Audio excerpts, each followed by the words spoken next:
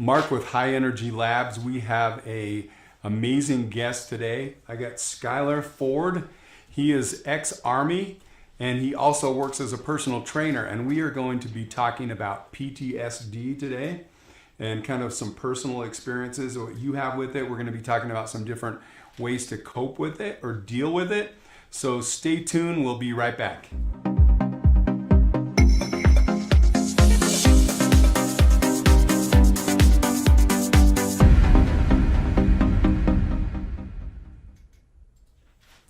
Welcome back. Let's just get right into it, Skylar. So we had met at the gym. So you work as a personal trainer at the Fit Stop. I noticed you got the Fit Stop shirt there on, even rocking that. Awesome. So if anyone is looking for a personal trainer, Skylar is awesome. Go check out the Fit Stop in Heber.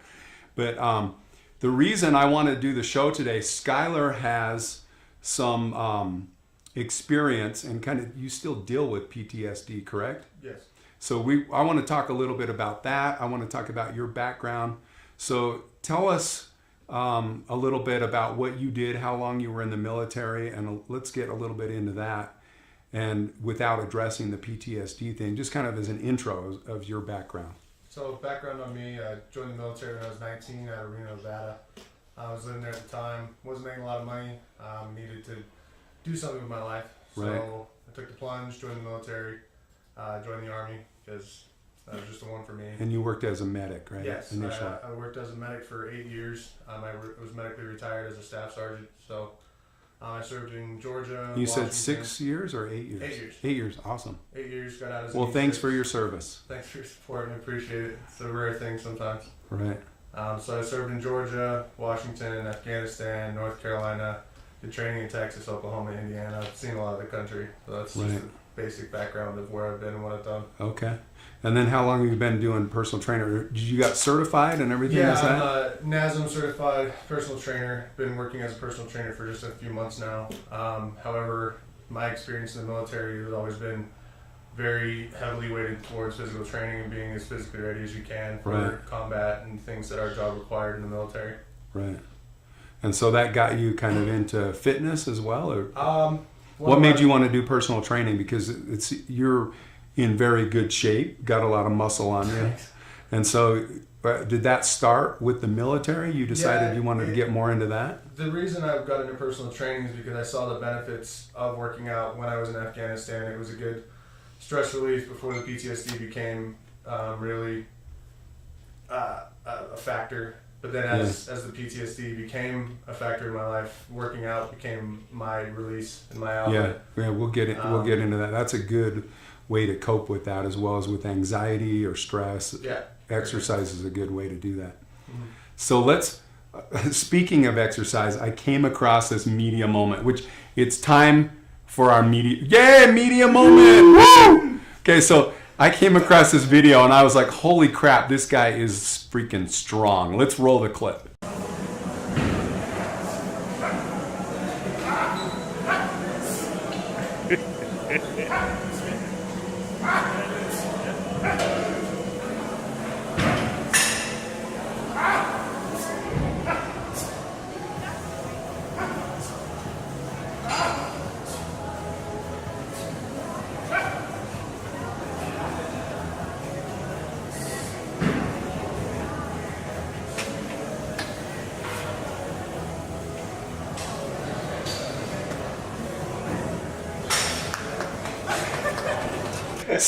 So that, I guess that's something to obtain for. I'd love to be able to be in that type of shape where I could do that. Like that, but we'll see. I'm a little too heavy for that. Right. So what do you focus on as far as personal training? I mean, what's your, I guess, training style, and what are working people all ages? Yeah, pretty much. Clients vary. I've got one client, the youngest. Which I need to come do a session with you. Yeah, it's free with your membership. I've got some clients that are 17 all the way up to, I've got a guy that he just retired out of Boston PD after 30 years. Really? He's in fairly good shape, but we're doing some hypertrophy, trying to gain some muscle mass on him and make sure that he has a good. And you got people training for events as well? Do you do any of that, or just kind of getting into that? Not yet at the moment. Most of my clients are kind of starting out. I've got one guy that's in very good shape. He's a semi-pro hockey player, and he came to me and he's like, look, I just need to be more athletically inclined. Right. So we do a lot of high intensity interval training with him and weight training and agility. But as far as if someone wanted to compete in a marathon or they want to do an Ironman or anything like that, they can come see you as well. I can do a ton of different or things. sports training. Sports training, things that you need to train for, like bodybuilding competitions. I'm good with nutrition, good with the different kind of training you need to do. Myself right now, I'm training for my first powerlifting competition in October. So I've got. Oh, you are. That's awesome. Where's that one at? That's going to be in Ogden. It's the Halloween something or other. It's in Ogden on October. You gonna dress up like a bodybuilder? No, I don't know if they're doing costumes or not. I don't want to be the one guy. No, you're gonna be a bodybuilder, so you're dressing up as a bodybuilder. Okay. So anyways, let's get into that. We did the plug for the personal training, but let's get into a lot of people, they've heard of PTSD. Yes. And I think most people are familiar with what it is, but I think this clip in the news kind of gives an overview, real basic on what PTSD. Let's roll that.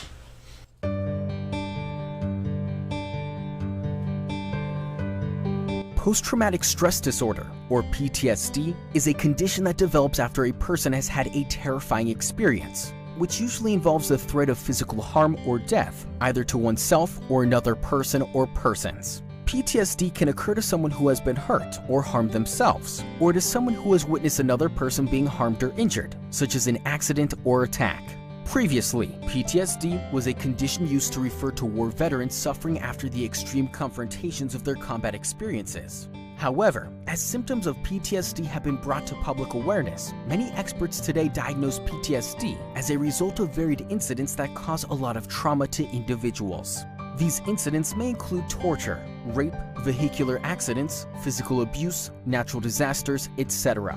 People who have PTSD may become startled easily and can appear nervous in certain situations.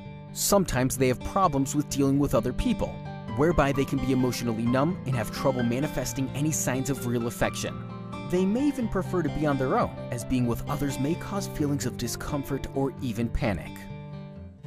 Okay, that's just kind of like an overview of people are wondering what exactly PTSD is, how it affects. A lot of people are like, yeah, it's strictly a military thing. No, I mean, basically anyone that has dealt with a traumatic event or seen a traumatic event, not necessarily been through it, that can cause anxiety as well, and so problems with PTSD.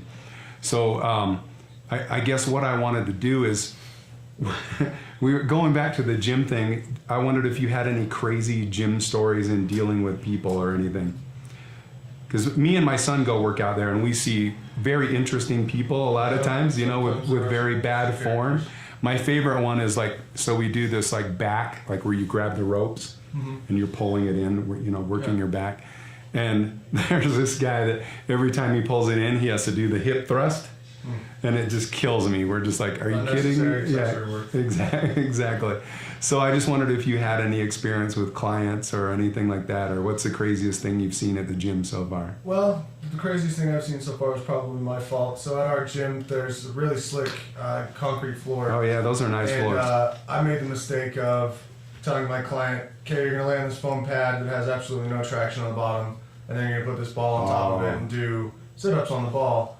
And she's, I don't know, in her mid-30s, I think, and she proceeded to sit on the ball, and that ball then shot out from underneath her, and she landed on the floor, and she didn't even hit the mat. I didn't. She handled it pretty well, but right. I then got her talking to hey, you should probably, be aware of traction and surfaces, and maybe do that over there. Yeah, exactly.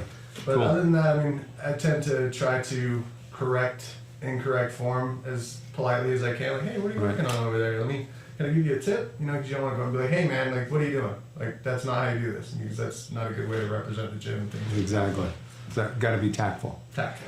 So going back to PTSD, at what point did you realize, hey, this is a problem, or this is an issue, or is that part of the training, or what with the military? Do they prepare you for that later? Is there programs after to help people cope or deal with that, or what was your experience with it? The military, the Army, I can speak to personally, they're very proactive with your training before you go home, before you leave, that you will experience some things you'll experience worse than others. I noticed I had a problem with PTSD when I came home. I was pretty bad in the bottle for probably a year and a half. Yeah. I was still working out, but I was dealing with, I lost some friends to cope with that. Yeah, to cope with that. And so I went and got some therapy and just really focused on the gym. And eventually the alcohol went down, the gym lifestyle went up, and you know, through some medication therapies and things like that, I was able to kind of counteract the PTSD symptoms. But Yeah. I found most. So how long have you been dealing with it? I got home July 3rd, 2013. Okay. So since April 6th, 2013, has been when the dreams and the nightmares and like just the recurring images Right. of what I've seen kind of happen. What about like social interaction? How has that affected you initially? If I'm in a room, I prefer to be in the corner. Still to this day, I like to Right. see what's around me. I don't like going to the mall, and especially with everything that's in the news nowadays, it's just crowded Right. areas. Not a good thing for me. I get anxious and just don't want to be there. So I don't go to a lot of concerts. I don't Right. stay around a lot of people. Has it been like therapeutic talking about it at all or anything?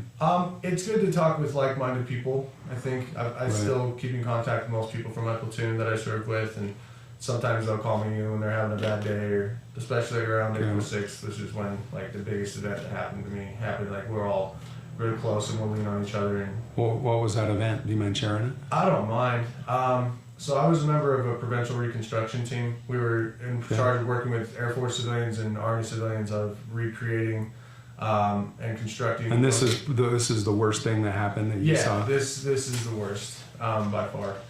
So we were one outfit of our platoon went a quarter mile away to go deliver some books to some kids, and the other half of us, the half that I was with, we went the other quarter mile away to go check on the status of a school we were helping build.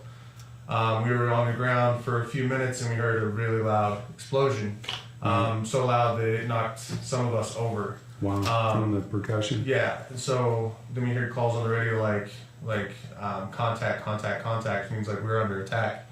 And what had happened is the dismounted patrol, which is they were walking to the school, a insurgent had driven a 500-pound B-bid and detonated right in the middle of our platoon. Sorry. It's good, man. I don't talk about it a lot. No, it's okay. We're here for you. And I think it's good to let that out and good to talk about it because people want to know and they want to experience it and feel. Because, you know, I want people to have compassion and be grateful for you and for what you've gone through. Mm-hmm. And I want everyone out there listening to go, dude, I relate to that. I got your back, because there's not only is it you, but there's other people that deal with it on other levels, not just being in the military, but other people as well. So yeah, I appreciate you sharing it. So I'll carry on again. No, thank you. We mounted in our trucks really fast, and we were literally going like 70 miles an hour down the crowded street in Kabul, Afghanistan. I don't know if we hit anything or anyone. We didn't really give a crap at the time. To get to the incident. Location where the vehicle-borne IED had gone. So it was in a vehicle then? Yeah. They drove into the crowd or something? They had laid HME, which is explosives, in both the doors, and they had a secondary explosion go off after the first one had gone off. Wow. There was 6 KIA. What's KIA? Killed in action. Okay. We were with the ambassador to Afghanistan. She survived. Her aide was killed. A couple of the interpreters were So killed. the goal was to wipe out the ambassador. The goal was to wipe out the ambassador. The other medic on the team, he had his leg blown off and was thrown against the wall, and that's why he wasn't able to help me when I actually got on the ground. Yeah. So there were just the 2 medics, you and him? Yeah. He was hurt, and so I got onto the ground and went to just the first body I saw, and I couldn't recognize who it was, and it happened to be my mentor, Staff Sergeant Christopher Ward. And I only knew because I saw his name tape. And he had been hit with the initial blast, and he wasn't breathing on his own. So I had to put a tourniquet on his legs. His legs had been just turned into a hamburger. Wow. And I had to do a cricothyrotomy where you actually slice a hole into their throat and breathe for him. So me and my physician's assistant, Captain Daniels, we worked on him, loaded him up into the truck, and we breathed for him, and he was alive when we dropped him off.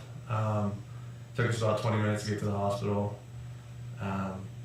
We dropped him off at the surgical unit, and he then later died of a cardiac arrest. Sergeant Santos was also killed, and Corporal Wilbur Robles was also killed. They were right next to the blast, and almost every person that was on that dismounted patrol is now out of the military through medical retirement. There's a lot of injuries that day. Wow. So it was pretty rough. So how many total were injured, estimated? I know that there's at least 18 injured, 6 KIA, Wow. and I may be missing one or two, so I apologize if that's inaccurate information. It was a bad day, for sure. Yeah, it doesn't sound fun at all. Yeah. And so probably in your mind that got recreated, and you were trying to drown that out and get rid of those thoughts and those images. Well, yeah, I mean, I've never been through anything like that, so I can only imagine. But how rough that must have been for you to go through that and deal with that. So I'm sorry you had to go through that. It's fine. There's thousands of men and women that have gone through much worse. I mean, I'm not the only one, and I don't ever take that on myself as I'm alone or that I've suffered worse than anybody. So is that what other things have you been exposed to that you think caused the PTSD other than that major event? We were mortared once or twice. Like I was here, and that mortar went off there. Wow. I mean that and you were like, what? And getting rocks thrown at you by the kids. I got a concussion from getting hit in the head with a rock. Really? These little children over there. I mean. So the mortar that went off, it didn't injure you? It peppered the back of our truck pretty damn well. Yeah. But I mean, no one was injured. Caused some hearing loss, you think? Yeah, that's one of the reasons I was out. I don't hear very well in my right ear anymore. Right. There's just things you see over there. They're not of this world to us here in the United States. We're very blessed to be Americans. My first mission there, actually, we were going to check on a hospital, and this Afghan man came up and he's trying to hand me his baby in a blanket. And I'm like, whoa, like I'm not a doctor. And he's like, he handed me the baby, and the baby was dead. Oh, And he didn't know it. I mean, that's just the poverty level there. They don't have the school systems or the intelligence there to even know like when a child is dead, you know. And he just wanted us to help. We had to go get the interpreter and explain it to him. He was just heartbroken because he didn't know. Wow. So it's a different world, and you really appreciate coming home when you do. Well, I'm glad you made it back without any incidents, you know, physically. So, but so other than like therapy and stuff, you know, we talked a little bit about exercise. Mm-hmm. In this, I was watching this other video, and they were talking about this balance between GABA and between serotonin levels, and it's like hitting that right balance. If you can hit that, like you talked about the you know, you having difficulty sleeping. Is that due to the dreams? Is it due to the thoughts? Is it due to anxiety? You know, what's been your experience The with dreams it? are not as frequent now as they have been in the past. And I've always been a very high stress, high anxiety person. That's just how I operate. Yeah. But I think it has contributed to the fact that I don't sleep. I mean, and it's been almost 5 years now, you know, well, it has been 5 years that it's gone by, and it's gotten better. But I don't think I'll ever completely be done with the survivor's guilt. Because you were talking earlier, right before the show, of you taking like the HGH Complete product and the Somarest, which those both are high in gamma-aminobutyric acid. They elevate serotonin levels. And so I was like comparing that to these treatments that have been done for PTSD. You know, so I think, you know, people that are having trouble with anxiety or having trouble sleeping, or people that do have PTSD, I think one of the, you know, ways to cope with that is to look into these neurotransmitters or things that can help. And yes, there's medication, but there's also natural ways that we can go about it. And by exercising, that also elevates serotonin levels, dopamine levels, you know, gamma-aminobutyric acid, you know, can help also elevate those neurotransmitters, which those drugs, or I shouldn't actually call them drugs, but those ingredients that our body is producing, those make us feel happier. They release the stress. They make us feel kind of relaxed and in a good mood. So, you know, those are good things to take and look at naturally. And there's a lot of foods, you know, if you're eating healthy and you're not putting junk food or toxins or things in your body, that's going to be beneficial as well. I'm sure you talk about diet and nutrition as well in regards to personal training, you know, because you can't go to McDonald's and eat cheeseburgers every day and be in good health. Yes, you can go to the gym and you're going to burn off those calories, but it really comes down to monitoring your diet and what you take. And I think a personal trainer can help people with that, as well as implement a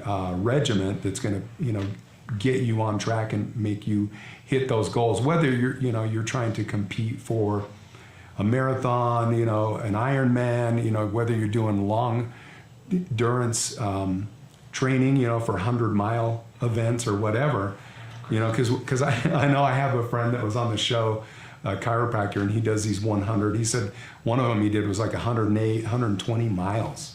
And it was like insane. I'm like, how do you get to that level, where you can run that long? And they run all day and all night. And he said it's just exhausting. But, I think that comes down to proper diet and proper nutrition as well. Mm-hmm. And one thing I wanted to point out on the show, if anyone has any comments, this show, we're setting up and getting the studio reorganized. So we are not going live today, but this still will air on Thursday. So if anyone has any comments for Skylar or for myself, Skylar will be posting this on his Facebook page as well. We'll be putting it on Instagram, on YouTube Live. So not YouTube Live, but on YouTube. But if anyone has any questions or comments regarding PTSD, if they want to talk about personal experiences that they've been through, if they want to talk about things that have helped them with treatment or with dealing with this, or if you want to talk about personal training goals and aspirations or anything that you're going through and you want to address those to Skylar, leave those in the comments and Skylar or I will try to get back to you. So anything else you want to add to the show? Thanks for having me. No, I appreciate you being on. Anything that you want to leave for any viewers or anything you want to say? Hi, Mom. Yeah, hi, Mom. Hi, Alex, my fiance. Awesome. When are you getting married? August. You had to put me on the spot. August 24th, 2018. Awesome. So you're like, that's coming up soon. Yeah. Right. Or 2019, pardon me. Oh, it's August. Oh, it's like a year. Okay, I was thinking like it's coming up because we're like in June now. It's like that's coming up close. It's about a year away. Awesome. I'd like to end with saying to any veterans, any civilians, anyone really, it's amazing the outstanding efforts of those of you who are doing it alone, but I would recommend getting physically active, talking about it, linking up with someone who also struggles. There's strength in numbers. No one needs to do it alone. Get to the gym. Yeah, thanks for sharing that. And I want to add to that, like based on what you just said, that people are not alone, that there is help. You do matter, you do value, and that you are of value and that you can contribute to this world. You still have a lot to give. So, there's always hope, and look for people out there that can help you, get back on track of where you should be at. And then I wanted to add something today. It is my wife's birthday today. I wanted to say happy birthday, Julie. I love you, and have a great day. And I've known this woman for a lot of years, longer than I've been single, and I love her to death, and she means the world to me. So you got a lot to look forward to and coming up with your fiance and being married and everything. So I want to thank everyone out there for tuning in, watching the show. Once again, feel free to leave any comments, and you guys have a great rest of your week.